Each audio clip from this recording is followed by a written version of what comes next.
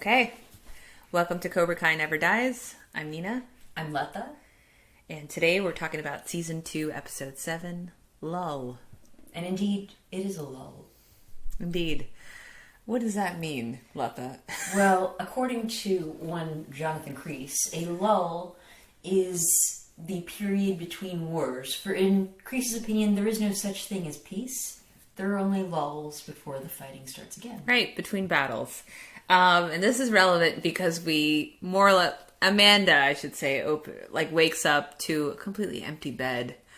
And to no one's surprise, Daniel's new obsession with his Miyagi dojo is actually taking him away from his adult responsibilities. And as we noted, I had assumed all this time that the dojo was just the backyard, which was like a palatial thing, but it's actually at a second location. I believe it's actually Miyagi's old house. Okay, which he's just kind of taken over? he inherited it or bought it or something, and he kind of souped it up into a dojo. Wouldn't it be hilarious if Miyagi's next of kin was like, hey, we live here, you can't just take it over, and he's like, no, this is my spiritual father. You understand, right? Wow. Yeah, so I mean, the other thing I noted is a while ago I had been, when we were talking about Anthony and his absence in the last several episodes, Amanda wakes up, she's surrounded by family photos. If you look closely, Anthony is not in a single one of those. It is three faces. Anthony's the one they want to forget. There is 4 framed photographs, and Anthony's not in a single one of them. That is pretty amazing. It is cold. I mean, I completely understand now that this kid is yeah. I mean, if you meet Anthony, you get it, but still. I mean, if you think cold. Daddy issues makes people join Cobra Kai, Anthony is tailor-made for it. Yeah. I cannot wait for this. Yeah, and then the LaRussos will have no one to blame but themselves. Right. Why didn't we put him in any of the family photos? Normally, because it's Amanda LaRusso is this empathetic figure, but even she just has no love limits, in her heart. Right? Yeah. Okay, we're getting back into it. So yeah, Daniel is gone because he's back at the dojo. This episode is structured kind of neatly in that it is called Lull. We are looking at a lull between major conflicts between our dojos. And so we get to see each of them do a training exercise. But to kick things off, to set the tone, if you will, Daniel's, in the backyard of his dojo. And then who should he see working on a punching bag but Kreese? Yes, and Kreese is smoking a cigar while punching the bag. Why? You cannot be enjoying your cigar that way. I mean, his cigar habit is so extreme, because I think he's smoking a full-on stogie in every scene he's in. It is so extra. And he must be in late-stage lung cancer by now. Right? I mean, there's no way. There's no way that man can breathe hard while smoking a cigar. And doing karate. Something. Yeah, it's impossible. How long do you think he was waiting at Miyagi-Do for Daniel to show up? I think he was there since 2 a.m. All night, probably? Yeah, for all these idiotic dramatic entrances he has, you really do need to be waiting, lying in wait for a while. I think this might be the episode where Kreese jumped the shark for me. It took this long, huh? It took all the way to season 2, episode 7. And it's actually, it's so interesting because it wasn't even that long ago, right? He appears as a silhouette at the end of season 1. It has really just been, he's had 6 full episodes to win my heart and maybe lose it a little bit too. It's he has worn out his welcome. He really has. And actually, so it kind of perfectly sets the stage for what happens in this episode. So yeah, he's lurking around Miyagi-Do and he's goading Daniel. We gotta play it. Yep. It's a cute little place you got here. You teach karate or gardening? So this is what it's come to. Breaking and entering? I'm just here to say thank you. Thank me for what? Well, taking our weakest soldiers from our ranks. That was kind. Soldiers. They're kids. We were all kids once. You may think you got the best of Johnny Lawrence, but I promise you, this time I won't let him lose. Lose what? This isn't war. Sure it is. War never ends. Peace is just the lull between battles. Did you really think you can attack Cobra Kai and there wouldn't be any consequences?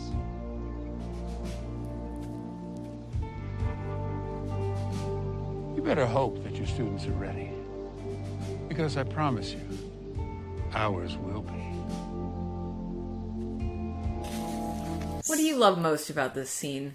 So, I love that Daniel's reaction, and I know we're often on the anti-Daniel bandwagon, but Daniel's reaction is the perfectly logical reaction of any sane person who's like, what war? Yeah. What are you talking about? They're kids! Like, you insano! What are you training them for, you fucking psycho? One thing that I was kind of like, come on, Daniel, is that when Kreese stubs out his cigar at the end of the scene in a bonsai, and Daniel's just kind of staring at him. I'm just like, Daniel, call 911 and tell them that there is a vagrant on your property. That is true. He is a literal homeless man who wandered into your backyard. He has a home. I think he's crashing at the Cobra Kai dojo. I don't care, man. He's a grifter. He's a vagrant. Slash he's the an actual Hilton. vagrant. Okay, still holding out that he's a rich man. What do you like most about this scene? I think this was the scene where I was like, yeah, this is the scene where I'm like, okay, Kreese, enough of doing what you're doing. I just don't feel like you should be at the dojo at this moment. And I want to say that what he's doing is actually trespassing. It is actually something. Oh, he's probably broken hundreds of laws since he came back to town. Yeah, like the thing is, it's like, I like his whole, like, did you see in the real world it works like this? And it's like, in the real world, you get arrested for assault and trespass. Again, what I would really love is like a flashback origin story where it's actually like Kreese is a successful businessman in South America and has been pampered. And then he comes here and he's like, you know what? This isn't gritty enough for me. I have to remake myself. And he creates this like storied war He gets path. a jean jacket. He gets a duffel bag. Yeah. But yeah, I mean, so yeah, that's Kreese coming back in that way. I think this is the episode where I started to get a little sick of him. Yeah. I mean, it does set the tone for the rest of the episode, but it's just like the Kreesiest Kreese moment, and it's just like, yeah. I mean, it almost is like, if you want to shine a spotlight on how illogical and ridiculous this character is, you just need this one scene. Right. Like, That's it, you know? Yeah. And so let's talk about Johnny coming back. You know, he was only really gone in the last episode for a day, right? He like went out on a day-long road trip, or no, one day and one night, for like a day and a night, or maybe a couple of days. So not that long, right? And it's like he comes back, and Kreese has like fully moved himself in. Kreese has organized his office and says, "Oh, I paid off some invoices." That is garbage. You know, the military man in me couldn't resist. So what? Okay, you're good at organizing, you homeless vagrant. So in one sense, he's like, you know what? I don't fight your regular war. He's like a mercenary. He's probably scalping people still. He's not playing by the regular military rules. Whatever. At the same time, when he's not doing that, he's paying invoices, right? And that seems like too pussy a move for Kreese. And also, he's condoing his Johnny's office. Right. It's like, listeners, just a light spoiler. It becomes important later that Kreese is like good at going through files and things like that. But it's just like, why is he good at this? Because he's a military man? Please. I'm sure he never consented to driving a desk or whatever like this kind of work is called. And like, it's insane. Again, like all of the other Kreese elements come together. It's just completely insane to think that he also organizes offices in his spare time. And I mean, Johnny is kind of like perturbed because one, I think does he see like maybe I'm getting like lost in the order of scenes here. Yeah, because no, they immediately go to the kind of like exercise in the woods, right? Yeah, so it's like a slow build, but Johnny is not like pleased to see Kreese install himself. Right, he's like, oh, you're making yourself pretty comfortable here. And then of course, like the students come up and are like, what? We're not like practicing the dojo today. We're going to Coyote Creek, where like you separate the men from the boys or something.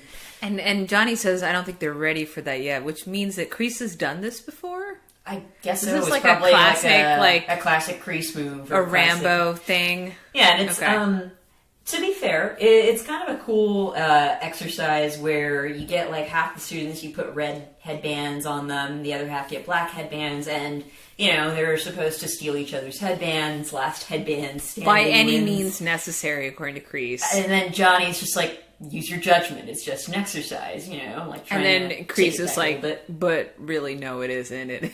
Right. Go nuts, guys. Right. The other important thing is that Stingray, or Home Depot guy, shows up. Still Chubbs. He's had a makeover. He has done, I don't know, he's wearing like a motorcycle jacket. I don't think and that now he has actor like a weird like braid beard, and he wants to go by Stingray now. He says he's flipping the script Hawk style. Hawk looks horrified. Everybody does. I will say Hawk has a permanent smirk that kind of annoys me, and I wonder if he took that from Kreese, because it's like every time you look at Hawk, at least he's not pouting like Kreese. Yeah, but, I mean, it's only a matter of time. Yeah, he'll get there. But yeah, I mean, I'd like to say about Stingray that at this point, I mean, yeah, like it's a little funny when he's like, "I'll be known as Stingray," and like the music plays, and then like Johnny's like, "Nope, you're still Chubbs to me," and it stops. But I'm also just like, I'm totally sick of him, man. Why is he here? Like, it's just secondhand embarrassment every time I see him, Yeah. So let's talk about the teams. I don't know if I read. So, yeah, Miguel is on Kreese's team. Kreese's team red, right? That's right. And Hawk is... No. Hawk is team red, which is Kreese's team. Tori and Miguel are team black. Okay. Yeah, and this is important because as they're all fighting, let's talk about the first fight, which is Tori and Miguel kind of teaming up to take out one of the other Kais. Did you find that cute? Not really. No. Did you? I mean, initially in that, I don't know, it's just fun to see Miguel being like lighthearted, and really for Miguel to have any screen time. Oh, no. And if I have to decide between Sam and Tori as a love interest, like Tori is by several orders of magnitude more interesting. I get that. And she's a good fighter. Yeah, and I liked it. I get what you're saying. I liked it when they were like, the kid with the red headband comes upon both of them, and like he gets in a fighting stance, and they're both fighting him. But then, like at a certain point, it kind of feels like they're tossing him back and forth to like beat on him, and I was just like, I don't like to see that. Yeah, with Miguel especially. Like, yeah, I caught that this time, and sure enough, when that scene ends and they do take the headband, and they also kick him after they take off his headband. They kick him, and then Johnny is kind of off in the distance, looking concerned. Yeah, he's got a what the fuck look on his face. Yeah. And then, of course, like, this is sort of leading up to, like, you see Hawk engage in this utterly ludicrous attack on the kid with the curly hair, where he basically... he is a bit Kreese-like, because, just as you're like, when you look at Kreese in, like, Daniel's backyard, you're like, how long were you waiting there? When you see 2 Hawk's days. attack, it appears that he climbed a tree, and then jumped from 10 feet above to tackle curly-haired guy, and it's just like, how long were you in that tree, buddy? How is this an efficient way to attack someone? This is ridiculous, but he is the Hawk, and you get to hear a Hawk noise when he does so. He also shows off his Medal of Honor to like... Yeah, I mean, Hawk is maybe the worst at this entire... Like, you're supposed to be a little bit more low-key. At first, he was feeling guilty a little bit about the crime in the last episode and, like, a little nervous. And now he's just pretty, like, he's full... Right, he's showing off his Medal of Honor, and it's like, okay... I don't think stealing a Medal of Honor from a dead World War II vet... It's a creepy thing to do. Yeah, it's not really a badass thing to do. It's more like you robbed a grave. That's just a weird thing to do. Right, Eli Moskowitz, grave robber. Yeah, it's like, what? Like, why would you think that's badass? And also, like, Kreese... Okay, actually, this, like, supports my theory that Kreese never fought in any war. Like, if you fought in a war, you probably don't think stealing another man's war medal is cool. Well, that's the thing, though. Kreese doesn't believe in honor. He believes in, like, whatever the fuck. Like, yes, but taking like, all of the things. He doesn't believe in respecting vets? He is a vet, supposedly. I don't think he is. He fought outside. It was an extrajudicial killing. He is not... He never fought in any war. I'm going to say it right now. He's just a crazy homeless guy. An unofficial war. A street war, if you will. God. Yeah, so at the end, Hawk and Miguel are the final 2 left, or so we think. Mm-hmm. And they face off, and they have a pretty good fight. It's a good fight. Yeah, again...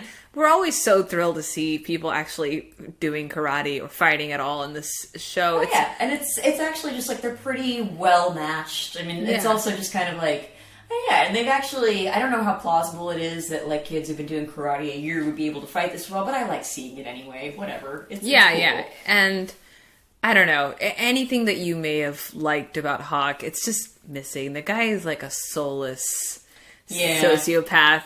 So when Miguel, like, takes him down, you cheer. When he takes the headband, you feel good. And I remember shouting, I did just shout at the screen, like, finish him! Because you would love to see somebody step on his face. And then, Kreese actually does shout that out, finish him, and Miguel does. Like, he kicks him when he's down, right? I wonder if Kreese should have shouted, put him in a body bag. Well played. Too soon. Yeah, and then... and that leads to actually, like, probably my favorite moment in the episode is that, like, I like that, Johnny's like, I didn't teach you how to do that. Like, why'd you do that? Like, why'd you attack him when he was down? And Miguel says, like, well, like, Sensei Kreese is teaching us how to win. In what, the last 2 days? I guess so. It's been a hell of a 2 days for everyone. I don't understand. But I love this, that Johnny, like, just says, is that how you want to live your life?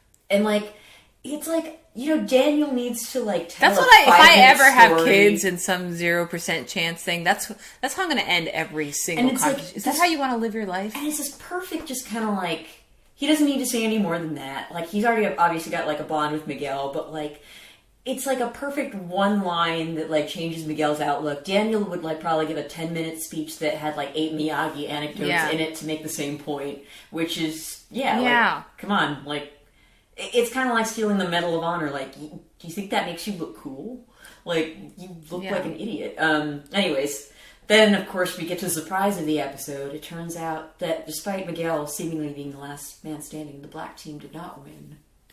Yes. Stingray, a.k.a. Chubbs, maybe has earned the name Stingray by this episode because of his sneak attack coming out of the ground. He has been hiding under a pile of leaves. Because what else does he have to do? He might have dug a hole, too. I don't know. But, like, he's been hiding there the entire time just so he could emerge.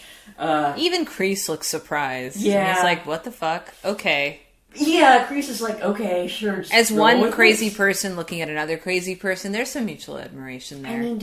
Isn't this the red team's way? Hawk hiding in a tree for like 8 hours, Kreese hiding in that backyard. You know how we've talked about oddball pairings and how entertaining they are? If they had an entire episode where like it was like Dimitri and Daniel stuck together, Johnny and Anthony, and Kreese and Chubbs. Kreese and Stingray. You're right, these are the pupil-sensei relationships that we deserve. Because they would bring out the most random elements in each other. I would be actually interested in seeing, just as I told you, I would love to see just Daniel train Dimitri. I'd be interested in seeing what Kreese does with someone like Stingray. Yeah. That's fascinating, actually. That'd just be interesting. But that's the Coyote Creek exercise, which, you know what? I'm going to ask you at the end whether you prefer this one or what Miyagi-Do is doing this week, which is they train in, 100-degree heat. It's just a classic, it's just a heat wave day, and they're out in Miyagi-Do, and they're all sweating, and they don't want to do... And the thing is, I've never seen the Miyagi-Do students do anything as intense as what the Cobra Kai... They're doing burpees on end just to suss out who might have defaced another dojo. They're getting into cement mixers. They're running all over random woods. To the extent that, every time you flash to Miyagi-Do, they're either squabbling about what Cobra Kai teens have done to them and, exploring their own inner neuroses, or they're, moving a rock, fixing a dojo, doing some low-key kata, which... Don't make me defend Miyagi-Do, but that you do see them, try. They're doing this thing where, they're all in a circle, and, the person in the center of the circle has to, ward off attacks or something. Seeing Dimitri do this is painful. Seeing Robby do this is also painful because his shirt is off. It's not that hot. It's not that hot. Everybody else's shirt is Robby, on. Put your shirt on. But honestly, listeners, this is not the most uncomfortable moment. With Robby in this episode. I should mention that Sam is wearing a fetching light blue tank top in this episode. And this is important because you see her near the beginning with her friend Moon. No, it's her part of her desperate search for friends. And we're all dragged along this futile journey with her. Oh, God, yeah. So now she and Moon, who, like, I think have not spoken in a season, are hanging out again, and Sam wants to know which tank top to wear. Which would Robby like best? It's like Sam learned how to socialize, like, as an alien. Like, from watching sitcoms. Like, she doesn't quite know how to make friends or talk to people. And Moon's just like... Moon is mooning it up, and she can get along with anybody. Yeah, she's like drinking a hippie shake, and it's just like, do you have a crush on somebody, or why do you care which tank top you wear? But you're right. Something about that whole interaction just felt off. Like, you serious? They're, it's like friends? Sam has lived underground for 20 years, and she's just coming out, and she has to make it as a normal teen. You have to have a girl tell you that your clothes look pretty. She's like, okay, good. Practice this in front of the mirror, Sam. Okay. Which color do you think makes me look good? Now let's pick out shoes. Okay. You know, and just like, okay, sure. I guess that's what you think girls do together. That's fine. Yeah. No, they don't. They have Cobra Kai podcasts together. Anyways. Right. And the whole point of this, I guess the underlying lesson is, Daniel says, sometimes the fight comes to you. And he's talking about Kreese. Kreese is inspiring lessons all across the board. It's true. And it's like, you know, it's interesting. He's like, you know, so you don't know the fight's not always going to be in 75-degree weather, so they're training in the heat, and obviously they're miserable. And then he's like, well, okay, you don't like the heat? How about we train in the cold? And so he takes them to a meat locker. Where the fuck is this meat locker? How does he have access to a meat locker? What is Can going we pull up a map of Reseda and just think, is he just have so much wealth that he's like scouting out training locations throughout the city? And he's like, locker. He has like 9 different leases, and one of them is actually like, I don't know, bizarre. But like, I understand that he's kind of like, you know, in the cold, like your senses are heightened and you can sense attacks. He is totally making this bullshit is that up. True? Do you think Miyagi took him to a meat locker? I don't think Miyagi took him to a meat locker. Miyagi's not going to do that. Miyagi has shit to do. Yeah, Miyagi was very practical. He's like, look, you're this kid, I want to help you out, but I also need this fence painted. So let's kill 2 birds with 1 stone. Exactly. Yeah.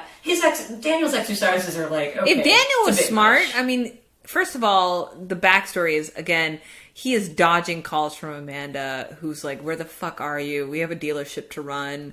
Our best employee, Anush, who I always liked as a presence in the show. Yeah, he's unhappy. He wants this meeting with you. Be there. Naturally, Daniel's priorities are all messed up. He ignores her. He has to take those kids to a meat locker, man, and train. Exactly. This does lead to, I mean, this is ridiculousness all around, but it does lead to a nice moment for Dimitri, who, you know, when he's in the center of, like, the meat locker circle, he's doing predictably terrible. And, again, this is, like, where I see, like, this show is so frustrating because it's, like, moments like this, I see, like, shades of its former greatness where, like, Dimitri is upset because he's bad at this, and also he has a hole in his sock, which I have been there, man. I get it. It's really distracting. And then, you know, Daniel just tells him, you are the most neurotic person I've ever met. You expect the worst out of every situation, but you know what? You can use your Dimitri-ness. That's kind of like, you always expect the worst, so you should kind of have heightened senses about attacks and things like that. And I get that. I like that idea that maybe you should work with, like, the natural psychological bullshit your students are bringing, you know? And I like that a lot. I do like that Dimitri harnesses his Dimitri power for a second, and he manages to ward off one attack, and the music swells, and then stops when he gets kicked in the stomach in the next one. That was classic. I love that how, I don't know, why isn't even entertained that maybe karate is not the answer for everybody? Maybe it doesn't have to be between 2 dojos. Maybe Dimitri should look into quieter hobbies like chess or bird watching. But see, that's the thing. Dimitri is actually the only character who really needs to learn karate because his former best friend's trying to beat him up. That, or you could, I mean, I feel like someone like Dimitri's like, you know what? I'm just going to get a gun license. Oh my god. No! That is going into scary territory. It is scary, but I mean, this is the kind of thing, like, if we're true to life here, Dimitri's not going to be like, he's like 2 to 3 years of intense karate practice. But in the world of the show, you can get pretty good in a week or 2, so. Right, but that's not Dimitri, right? Okay. You need a level of physical Man, I mean, I see where you're going, and there is a dark Cobra Kai spin-off to be had. Like, what if any of these kids just got a gun? But yeah, it's terrifying. But Dimitri learning karate, for him, it actually does make sense that this would be the answer to his problem, which is that his former best friend wants to kill him, I guess. Do you think that what's his face, Hawk, still wants to kill Dimitri, or has he moved on since the mall incident? I mean, in the world of the show, that happened a week ago, so you never know. It could happen again. Yeah. And also, I think that it's just, for Dimitri, learning karate is, if it's not Hawk, I feel like people beat up on Dimitri a lot. That's true. So karate might be a good thing to have in his back pocket. And if he can use his Dimitri-ness to avoid getting hurt, that's good. I really feel like he's the student that Daniel needs, when Daniel's the teacher that he needs. That's their pupil master relationship makes sense to me more than most of the other ones in this entire show. I know. So shall we? I hate that we have to talk about this. We do. It's the elephant in the room. The disgusting slow-mo, erotically charged. Yeah, we said it. We're talking, of course, to the romance that nobody asked for and no one wants to see, but yet we bear witness. Robby and Sam. What could be worse than wheel technique, you ask? Well, guess what, guys? Having to watch them circle each other like mammals at the water hole. Yeah, it is in one of the most cringeworthy things I've seen. They come together at the end of this episode to, I guess, recap the day. I imagine they do that. They live together. After what seems like an endless 6 minutes of them fighting in this storage room locker, I don't even know how Daniel is able to watch this and not barf. Because as they're fighting, you see, since it's cold, you can see Dimitri's breath. Not Dimitri. I kind of wish it was Dimitri. You can see Robby's breath expelled from his mouth, and then you see Sam's breath, and then you see their breath meet. It is revolting on a level that we cannot even describe.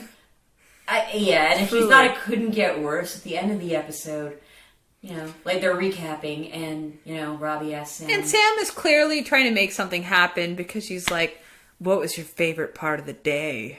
Or no. It's what I call temperature flirting. Temperature flirting. He asked her, what her favorite part was. She was like, I prefer room temperature. What was your favorite part? And he says... I'm not going to say it. He says... The heat. Oh! Everyone now just proceed to throw bleach all over your body because you will never feel clean again. So they kiss, and it's... And everyone's like, Robby, you had a moment of sense. You are throwing away your stable home, everything you had. Do you want to go back to where the power was shut off and the water wasn't running and you don't even have a home anymore? Yeah, man. What the fuck is his mom? Is she still in Cabo? No idea, but Robby... You do not want to end up like Kreese, okay? Stick away from the girl. That's it. All the parallels. Maybe Kreese's real origin story was that he was a young Robby.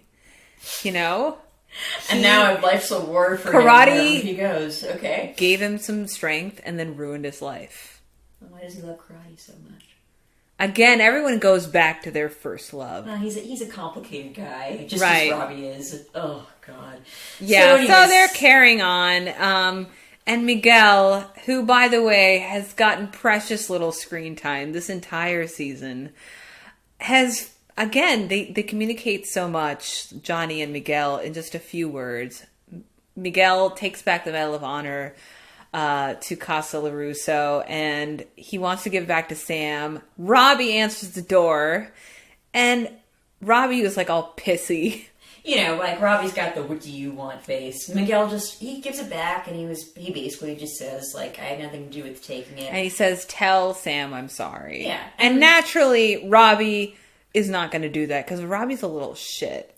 I mean, to be honest, this actually gives him some character complexity. Exactly. He's not just, a saint, because that's how he's been for the last 7 He's portrayed as a saint and a Daniel acolyte, and he chooses not to tell Sam that Miguel stopped by and returned the medal and everything, and that's at least okay, that's something. It's believable. It's a teen thing. It's what a teenage boy who's just managed to get some would probably do, I guess. Yeah. Teenage boys, write in and defend yourselves. But yeah, so that actually. You're right, he might be a little shit weasel, but he starts to seem a little more human just from that. But that's not the end of the episode, for we do have one. Oh God, it's the best part, I think. So we're back at the Cobra Kai dojo, and Johnny is now all the way... Kreese is, by the way, smoking a cigar, a full-on Even cigar more at his evilly desk. than he was doing it in his first scene in this episode. Yeah, it's impressive. he's no longer skulking around. He's like fully part of the dojo, and Johnny is over it. After what he saw at Coyote Creek and watching his favorite student kind of go down a dark path, I love that he just calls out Kreese on his bullshit. Right, like, you've been filling my students' heads with, like, some bullshit. It didn't work then, like, back in my day, and it doesn't work now. And he was like, I don't even know what kind of shit you've seen. But I don't care anymore. And we're all kind of with him there because... And again, I love the continuity in that maybe he needed to like get back with his old karate buddies to be like, okay, this is to like put the past where it belonged and realize that, okay, it's fine. We don't need to bring Kreese along for the ride. Right. And you know what? I was like going to say that like, so finally he's like, he basically says there's a difference between no mercy and no honor. And like, while I'm chanting in my head, throw this bum out, he throws him out. He's like, this isn't going to work, and leave. To me, I was like, why didn't you do this sooner? But like, now you bring this up right now, I'm like, yeah, maybe he did need to reconnect with his past in order to sort of realize you don't need to like constantly haul along the past. And that's, yeah, so that was nice. I like that he was unswayed, you know, just as I love that Daniel's reaction to Kreese is like everyone's reaction, which is like, what the fuck are you talking about? I like that his reaction to Kreese, once again, bringing up all the shit he's seen and the wars he's fought in, is just like, fuck it, just go, please. Yeah, we're all very tired of it. And it's like interesting how quickly it sneaks up on you. And I say this as like a Kreese super fan. A Kreese super fan. And like, as I was watching this episode, I was just like, oh my God. Like, there's no nuance, there's no shading to your character at all. We keep waiting for it. And, yeah, I feel like Johnny was always trying to, like, prove the principle of, like, everyone deserves second chances. And it's like, well, maybe not.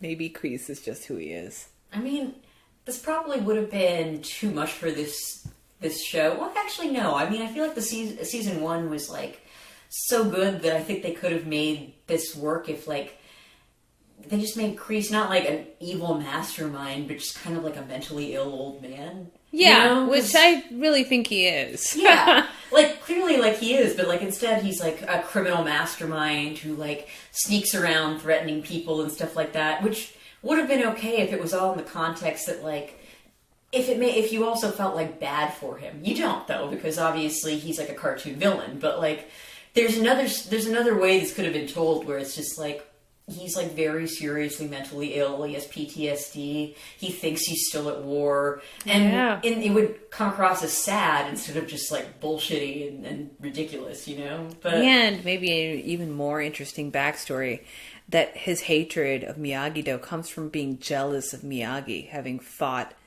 in war.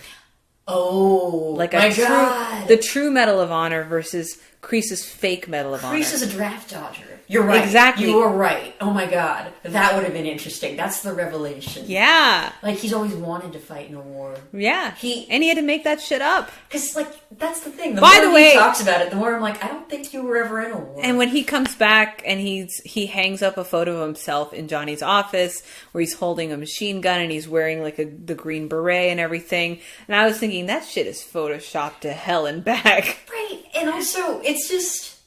So, I'm not asking for, like, verisimilitude, is that the way to say it? But, like, there's something weird about, like, how he constantly talks about war, but doesn't really like, you know, my father-in-law was in the Vietnam War and will mention, like, where he fought and what unit he was in and stuff like that. Yeah. Kreese is very Somalia, vague on everything. Rwanda. Yeah, and it's just like, okay, yeah, I just don't think he was ever in a war. Cairo. Cairo was a day at the beach. Boise, man. I saw some things. Akron. Oh. Yeah. So Kreese is out. I mean, you know, if you know anything about Are you sad at all? Like, do you feel a twinge? Not at all, because I know how stories work and, you know, he'll be back. But, right. There is no getting rid of Kreese, not really. He's like the terrible stain in your rug. Yeah, or like a crease in your pants. That you can't get out. Ooh, yeah, nice. I know. And then let's talk about how Daniel's storyline ends. So he has this very invigorating kind of exercise or activity with his students, and he's feeling on top of the world because even Dimitri successfully dodged one punch. Exactly. But he comes back, and Amanda's like, "Where in the hell have you been all day?" You were supposed to meet with Anush. Anush is gone now. He expected a job offer from Tom Cole. Interesting fact, in season 1, he's the guy who had the rival car dealership. Are you surprised that the dealership game is so cutthroat that they're poaching each other's employees? No, man. I mean, that's the way it's always been, right? Unlike Kreese's definition of real life, that is actually real life. But you gotta show up for meetings and shit, and you gotta, treat your employees right, or else they'll leave. Yeah, and Anush was not having it anymore. I mean, after having to scale a billboard... Getting punched in the stomach by your boss's childhood karate rival. Yeah, it's very understandable. I get it, man. Move on. Happy trails. Tom Cole gives out cacti to people, which is a good American plant. Right. I'm in support of this decision. I mean, the thing that... See, Amanda basically, rips into him and is just you were not giving your attention to anything else. You were focusing all your attention on your my words, not hers, your stupid fucking dojo, and you're not paying attention to your wife or your job. This is all, really valid criticism. And again, I feel I wish this season would stop shying away from, actual complexity. This doesn't really come up much again in subsequent episodes. Daniel resolves it pretty quickly in the next episode. It's deeply disappointing because I think here's something interesting about I think Daniel's character is interesting in that he can't seem to actually internalize or take any of the lessons that Miyagi gave him. He seems to live in when he ran into that random fisherman, the words sink in for only a moment, and then the next episode, he's reset to classic Daniel, which is moving through his life in a midlife crisis. Yeah, and it's there's a huge difference between Miyagi, who, if you recall, did not want to take Daniel as a student at all. He just did not see the point of it until he finally was I gotta do this for this kid to be able to survive, right? Starting Miyagi-Do is not about that. Starting Miyagi-Do is about taking down Cobra Kai, which is something Miyagi would have been what the hell are you doing, man? You have a job and a wife. Get with that. Maybe train this Dimitri kid. He needs it. But, anyways, I feel the idea that Daniel has this obsession and it's actually ruining his life, that would be really interesting. That gives some stakes to it. Because that was what that's what fuels Johnny's stories. We always felt there were stakes to him losing his livelihood, losing the dojo. The dojo is, aside from his livelihood, it's, the only thing that seems to be holding him together. It's his anchor in life. His son whereas Daniel started out with everything, and it would be interesting if karate was what made him lose it all. Yeah. And I think it's very likely if you're blowing off work and ignoring your wife's concerns, that's probably not great. And I don't know, I'm just annoyed that Amanda... I don't know. We'll see. In this episode, I was kind of He's very glib about all of it. He's very glib. I was excited that Amanda was what the fuck in this episode. I hate to spoil it, but, whatever. And the next episode, Daniel basically, wines her and dines her and gets her to forgive him, which is well, thank you for raising the stakes for, approximately 10 minutes or so. If the show was interested in doing more with that, I feel they could say, you put a Band-Aid on a deeper problem with Daniel and their marriage. And I would be interested to see that kind of widen in season 3. So, stray observations. I said LaRusso divorce watch because I feel they have to do something more with this. One, because there are not that many characters, and it would be dumb for them not to explore this further, but I don't know. I see what you mean. I would have liked them to do it, but I feel now is the time, and after this, she's basically embraced the Miyagi-Do shenanigans as part of her life. Christ. I do have a stray observation. I noticed that there are 9 Miyagi-Do students. Last time there were 8. I don't know why there are 9 now. Kreese murdered one. Well, no, Kreese, added one. Oh, right. Yeah, I am totally baffled, about the extras who... Well, this is true of Cobra Kai. There's so many unnamed extras where it's just Yeah. Who's that? What's their story? Anyway. I feel so sad for them because, like, if they're not watching, like, Sam and Robby's, like, early mating rituals, aka wheel techniques, I mean, what, they're not given much to do. Yeah, I mean, I guess they got to fight in, like, a meat locker. That's something. That's cool. Sounds awful. Get it? Oh, God. Yeah. It's not a stray observation, it's more my favorite quote from this episode is when Kreese is in Miyagi-Do and Daniel's like, they're just kids, and Kreese goes, we were all kids once. It's so true. I know. Even I feel like I'm just reminiscing, just feeling like you're sad, aren't you? I'm sad. No one will ever Kreese the way he did. He's back at the homeless shelter, like fighting off bums with a switch knife. He's at least graduated to a Hampton Inn. Yeah, he might have the money for like a Hampton Inn. I mean, he's done some light embezzling, probably selling karate belts by the waist. So, what would you rate this episode? You always ask me first. No, I always go first, and then you basically fine. One up me. Yeah. I like this episode more than the last, although I feel like for me, season 2 is holding steady at like 3. So I'll 3 out of 5 cigars and bonsais. Nice. Cigars and bonsais, I see. Cigars in bonsais. Oh, cigars in bonsais. Put out in bonsais. Exactly. Very good. Kreese should be proud. I would give it... You know, I'm just going to give it a little edge up because of, like, the small amount of Miyagi... not Miyagi, but Miguel and Johnny interaction. Yeah, you know what? I'm going to give it 3.5 nameless Miyagi-Do extra students. Wow, nice. Yeah. As a final observation, I will say, so yes, we sort of say goodbye to Kreese in a kind of an official way this episode. But I felt sad this episode because I think I was like, we were trying to pinpoint what season 2 is kind of missing that season 1 had. And I noticed it in like little scenes, like when they were in the woods and, what's his face? Chubbs / Stingray was doing his Stingray bit, and then they like the music cue hit, and it was all just very like cheesy and expected. And usually I love cheese and everything, but it feels like the show used to be very self-aware in a low-key way and poke fun of itself in unexpected ways.